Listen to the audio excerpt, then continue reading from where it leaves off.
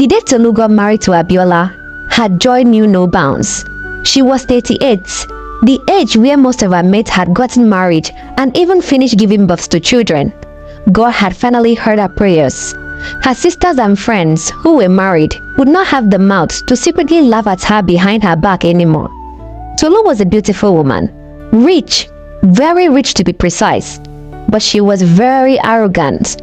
All the men she had dated got tired of her constant arrogance and manipulation. All the men who dated her had one thing to say: Tolu has a bad character. I can't marry such a woman. She always wanted to be in charge all the time. That is not done, one of her boyfriends had said bitterly.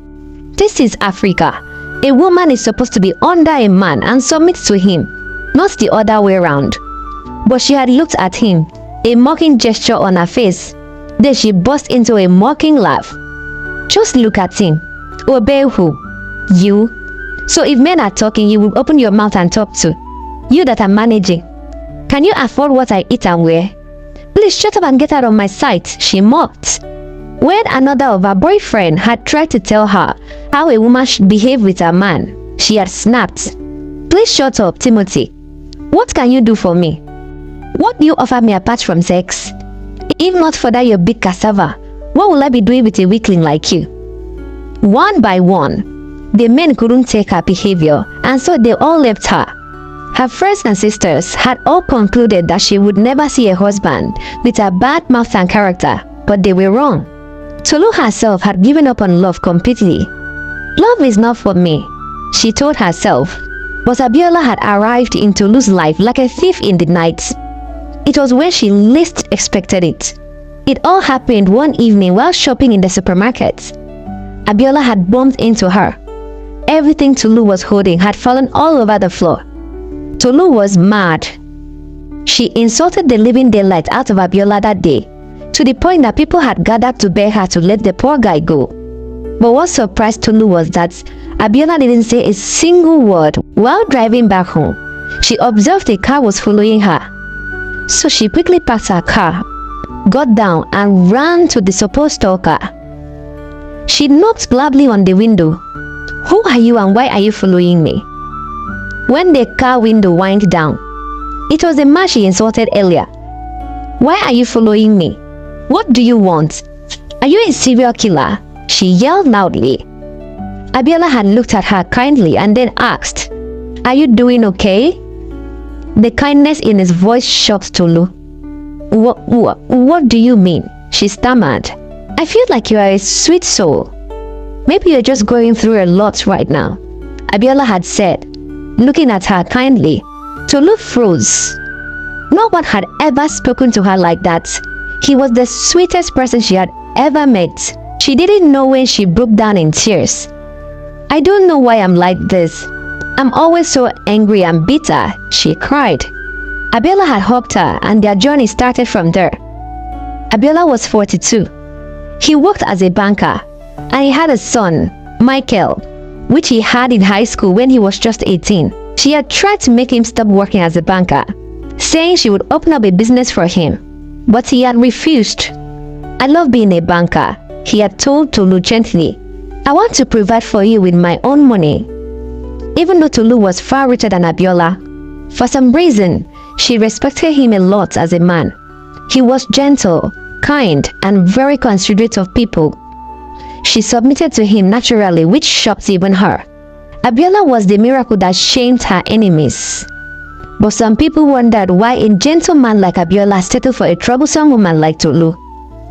Let's see how long they will last. Some people said at their wedding reception while eating their wedding jollof rice, when they finally returned from their 1-month honeymoon from Paris. Tolu summoned all her domestic staffs and gave them strict instructions on what to do, especially when it came to her husband. Listen up, all of you. You guys can see that my husband is the quiet type. He doesn't like talking too much. So I want you people to be very vigilant. Do what you are supposed to do on time. Polish his shoes, wash and iron his clothes, cook his favorite meals on a daily basis, and make sure that there is always food on the table once he returns from work. I don't want to hear any other story. Do you all understand me? She instructed sternly. Tolu had somehow convinced Abiola to move into her house after their wedding, since it was bigger and better than his own house. 6 months later, Michael, Abiola's son, came visiting. At 22, he had just finished his final exams in the university. Tolu had feared that Michael would not like her, but the opposite was the case. Michael adored her. Their family was happy, laughing at dinner, watching television series together, going on short vacations together. It didn't take long before Tolu and Michael became very close. They were always together during the weekdays while Abiola worked at the bank. You know how banks are. You go early and return late.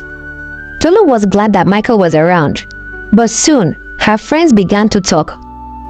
Be careful with this boy, so he will not catch feelings for you.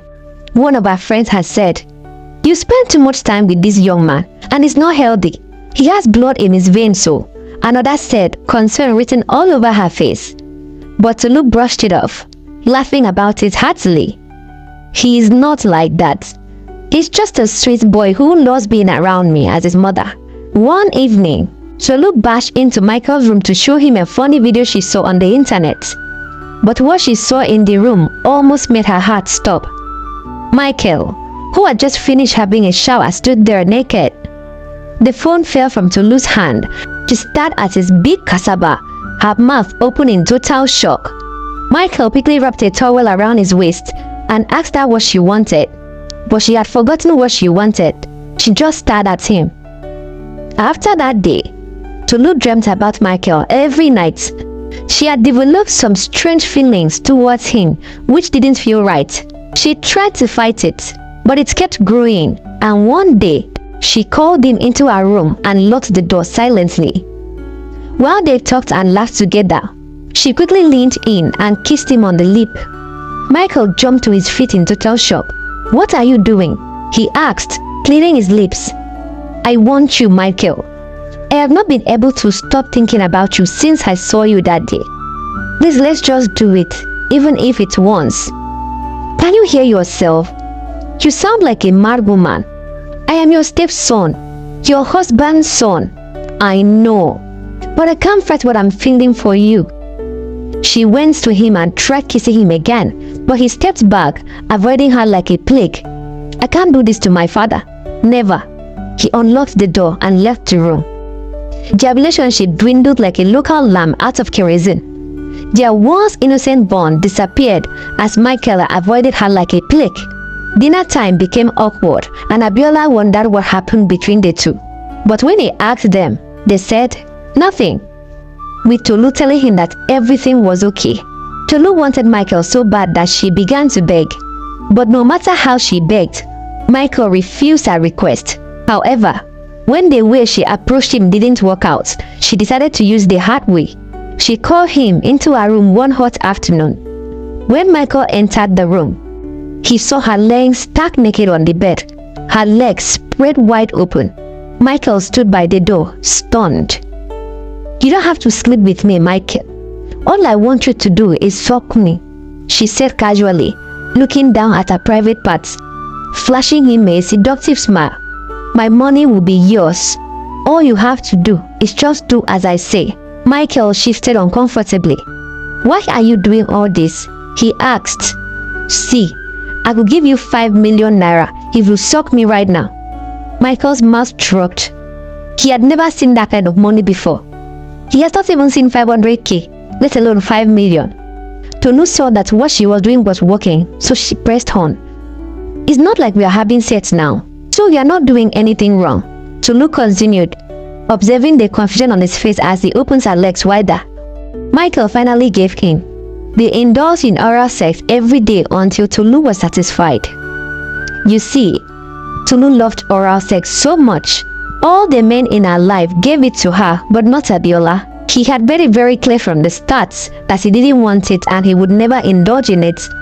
Tolu had accepted to stay without it so he wouldn't lose him. However, she had secretly wished he would change his mind one day.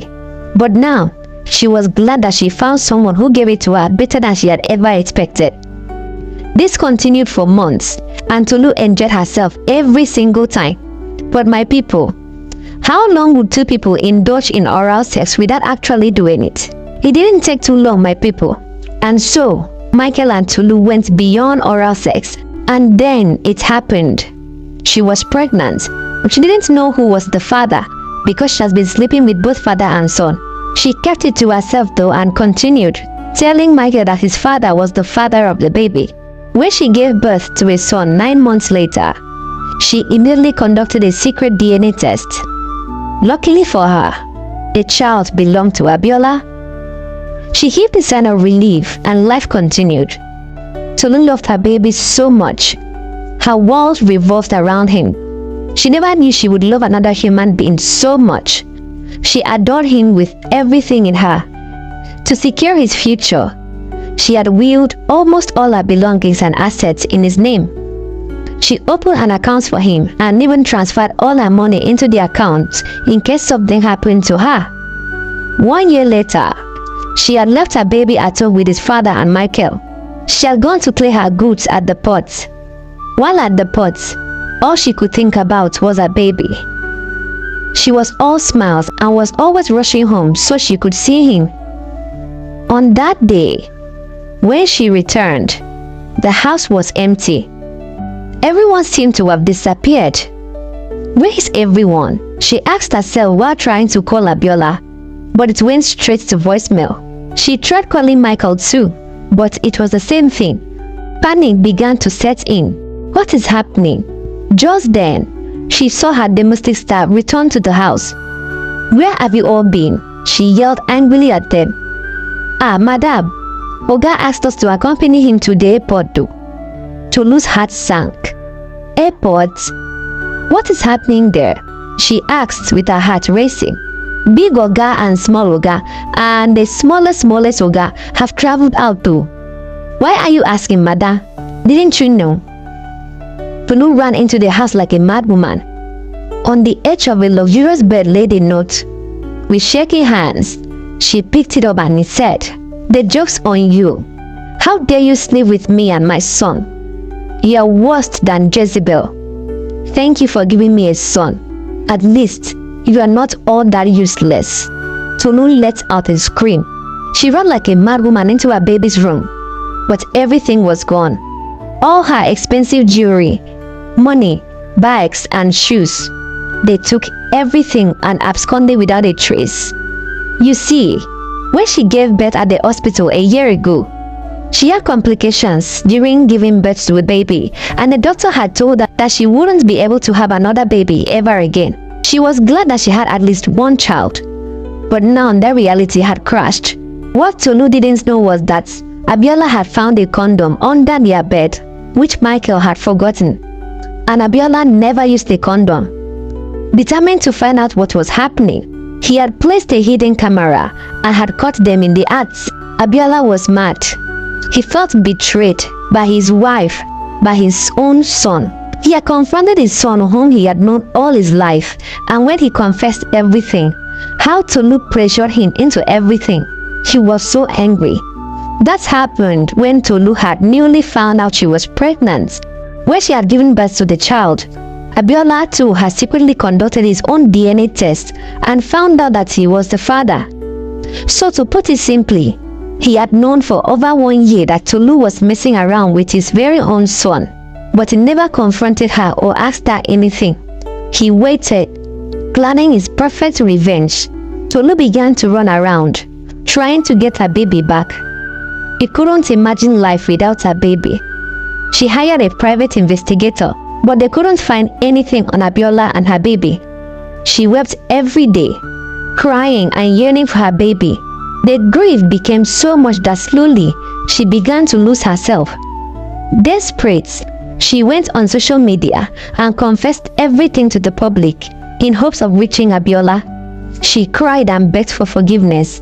She even begged everyone to help her beg Abiola to return her baby. But instead of helping her, people began to throw all kinds of shades and insults at her. "You are worse than the devil. How could you do that to someone who loved you?" One user had said. "You deserve what you got. Serves you right, you devil," another user had said. Slowly, with everything happening all at once, Tolu had slipped into depression. Her friends and family tried everything they could to help her, but Tolu didn't get better. Instead, she got worse. She was admitted in a psychiatric hospital, hoping she would heal there and start afresh, but it never happened. For 10 years, Tolu lived in the hospital, calling out her son's name every day, imagining what he looks like now after 10 years. She sat at the door every day, looking out the pavement that led to the road, hoping Abiola would return with her son, but he never did. 12 years later, after Abiola disappeared with her baby, one fateful evening, Tolu was found hanging from the ceiling in her room. She had taken her own life. On the bed lay a short note she had written. It said, "This pain is too much for me. Let me go home and rest. Abiola, I forgive you for taking my source of joy away from me. And I forgive myself for hurting you that much. Please take care of my son. I hope he is happy. In my next life, I want to be a better person." Some nurses had broken down in tears as they read the notes. Tolu was pitiful. Her life had taken such a sad and tragic turn, and they all felt sorry for her. That evening, as her sisters tried to take her body out of the hospital, Abiola and Tolu's son came to the hospital. Everyone looked in shock. "Finally, he is here," they whispered. Abiola had finally had it in him to forgive Tolu, but he came too late. He broke down when he saw Tolu on the stretcher. She was a total contrast to the woman he knew. There was this sadness on her face. Her sister gave him the note, and he cried bitterly while reading it. Abiola whispered something in the boy's ears, and he walked slowly to where Tolu led. He held her hand gently and said, "Mommy." And just then, it seemed like the sadness on Tolu's face had disappeared. She looked peaceful, almost like she was smiling. Finally, her heart was at peace. She could now rest in peace.